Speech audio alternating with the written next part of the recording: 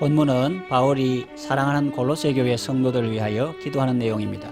골로새 교회는 청년 목회자 에바브라를 통하여 복음을 받았는데 아름다운 소문이 난 좋은 교회였습니다. 바울은 그들을 위하여 기도할 때마다 하나님 아버지께 감사한다고 했습니다. 여러분들도 다른 사람들이 하나님께 감사할 이유가 되는 복 있는 사람 되시기 바랍니다. 골로새 교회는 하나님께 대한 믿음과 형제들에 대한 사랑이 가득한 교회였고 그 바탕에는 천국에 대해 차오르는 소망이 있었습니다. 사도 바울은 에바브라에게 이 좋은 소식을 듣고 그날부터 그들을 위하여 기도하기를 그치지 않고 기도한다고 했습니다. 그러면서 그 내용이 7가지 나오는데 이것은 바울의 기도이지만 또한 우리의 기도입니다. 우리도 다른 성도들을 위해서 이렇게 기도하고 또한 우리 자신을 위해서도 이렇게 기도해야 합니다. 기도의 내용을 살펴보겠습니다. 첫째, 모든 신령한 지혜와 총명에 하나님의 뜻을 아는 것으로 채워주세요. 성도에게 신령한 지혜와 총명이 필요합니다. 이것은 한마디로 영적 통찰력이라고 할 수 있습니다. 어떤 분은 사람은 참 좋은데 이 통찰력이 없어서 보는 사람들을 안타깝게 합니다. 이 사람은 이단 사이비의 속임수에 잘 넘어갑니다. 우리는 믿음으로 구원받습니다. 이것이 성경의 가르침입니다. 그런데 어떤 사람은 믿음만으로는 안 되고 선행이 있어야 한다고 말합니다. 그러면 또 거기에 솔깃해집니다.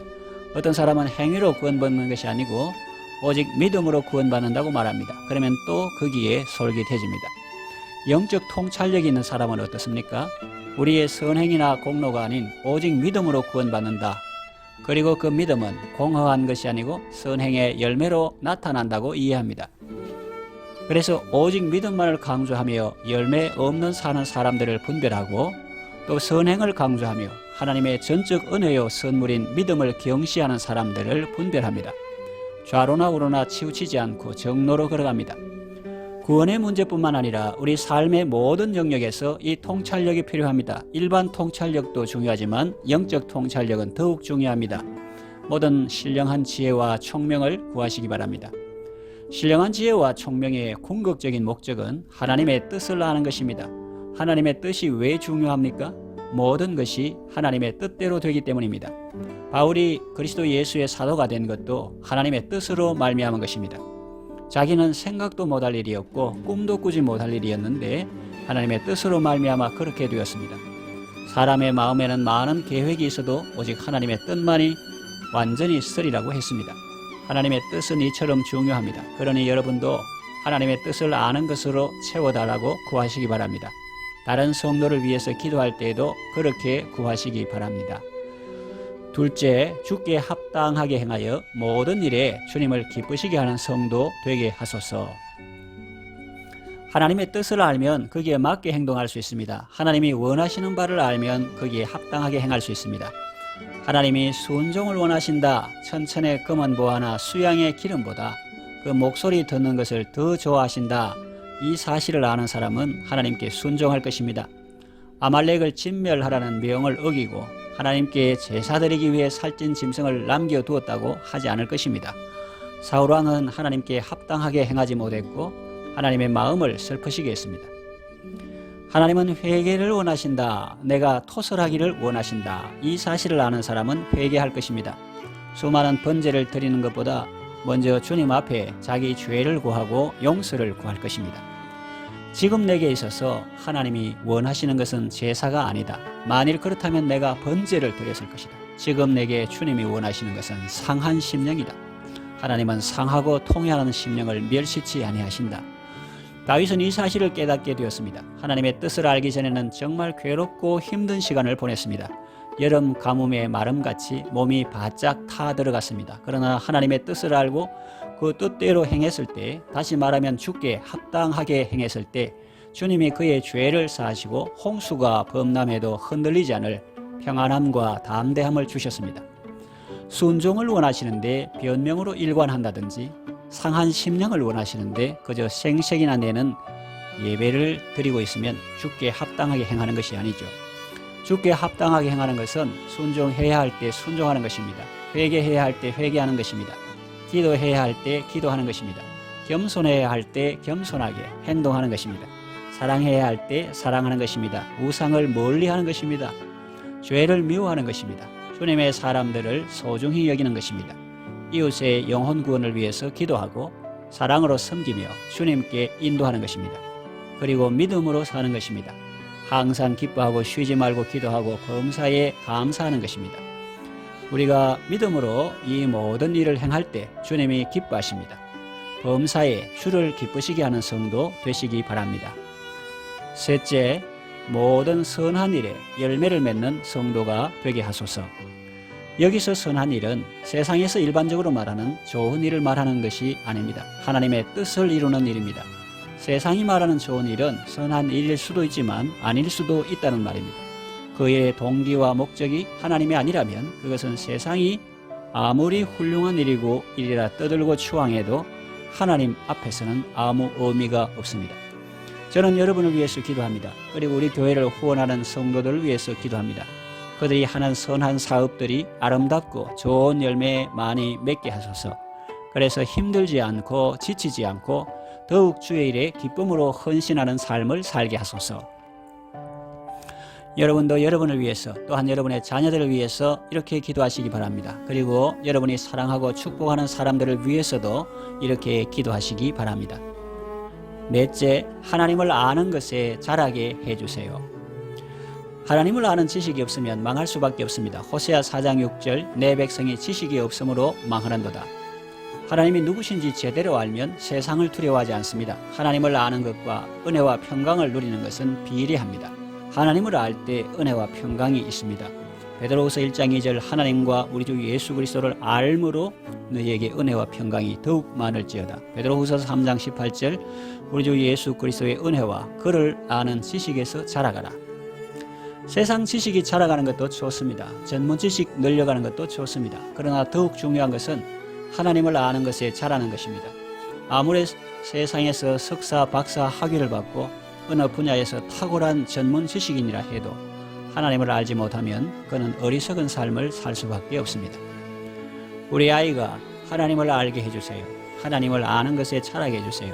저 학생이 하나님을 아는 것에 자라게 해주세요. 제가 하나님을 아는 것에 자라게 해주세요. 그렇게 기도하시기를 바랍니다. 다섯째, 그 영광의 힘을 좇아 모든 능력으로 능하게 해주세요.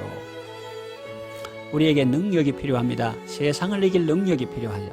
선을 행할 때 낙심하지 않고 계속할 수 있는 능력이 필요합니다. 힘들고 어려울 때라도 기쁨으로 주를 섬길 수 있는 능력이 필요합니다. 사도 바울은 말했습니다. 내게 능력 주시는 자 안에서 내가 모든 것을 할 수 있느니라. 그는 배부름의 배고픔과 풍부와 궁핍에도 일체의 비결을 배웠습니다. 어떤 상황에서도 낙심하거나 좌절하지 않고 자족하며 감사하며 살았습니다. 우리도 그렇게 될 수 있기를 원합니다. 우리를 하나님의 능력으로 무장시켜 주세요. 원수의 공격에 쉽게 무너지지 않고 능히 무찌를 수 있는 지혜와 용기를 주소서. 사랑과 위로와 은혜를 주소서. 그렇게 기도하시기를 바랍니다. 여섯째, 기쁨으로 모든 견딤과 오래 참음에 이르게 해주세요. 하나님께서 우리에게 주시는 힘과 능력은 사람을 억압하는 용도가 아닙니다. 어떤 어려운 환경이나 사건에 대해서는 잘 견디고 사람에 대해서는 오래 참는 용도입니다.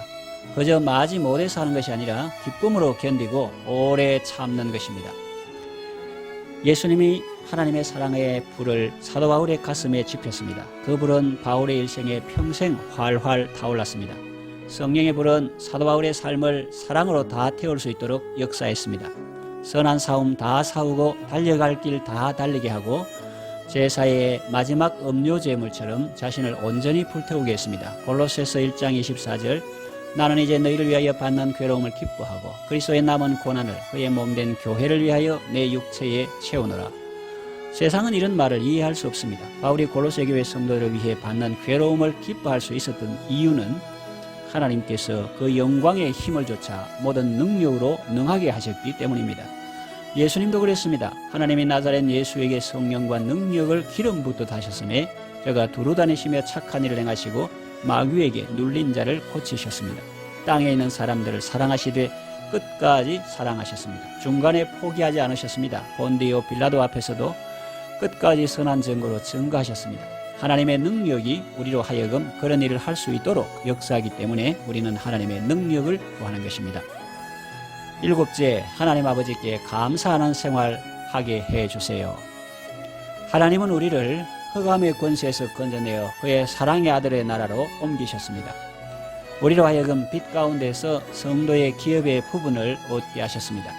하나님의 능력이 임하면 우리는 기쁨으로 감사할 수 있습니다. 풍랑이 있는 배 가운데서도 감사할 수 있고 역경 가운데서도 기뻐할 수 있습니다. 이것은 세상이 알지 못하는 성도의 비밀입니다. 아가서 4장 16절 북풍아 일어나라 남풍아 오라 나의 동산에 불어서 향기를 날리라 나의 사랑하는 자가 그 동산에 들어가서 그 아름다운 열매 먹기를 원하노라 했습니다.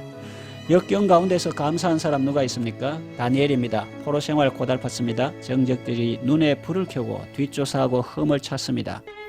간신들의 모함을 받고 사자굴에 던져집니다. 그런데도 그는 계속 감시합니다. 하나님이 그 영광의 힘을 쫓아 모든 능력으로 능하게 하셨기 때문입니다.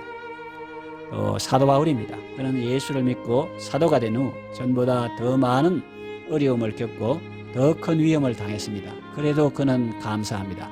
나를 능하게 하신 우리 주께 내가 감사함은 나를 충성되이 여겨 내게 직분을 맡기심이니 말할 수 없는 그의 은사를 인하여 하나님께 감사하노라 했습니다. 여러분도 언제나 하나님께 기쁨으로 감사하는 생활할 수 있기를 바랍니다.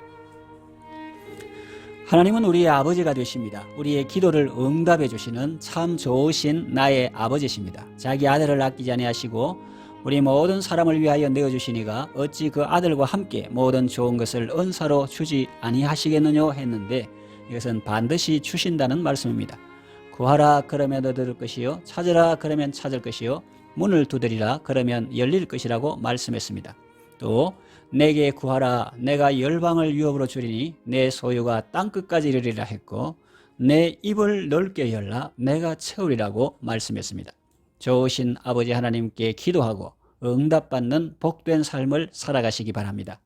기도로서 사명을 잘 감당하고 기도로서 형제를 잘 섬기는 복된 성도 다 되시기를 바랍니다.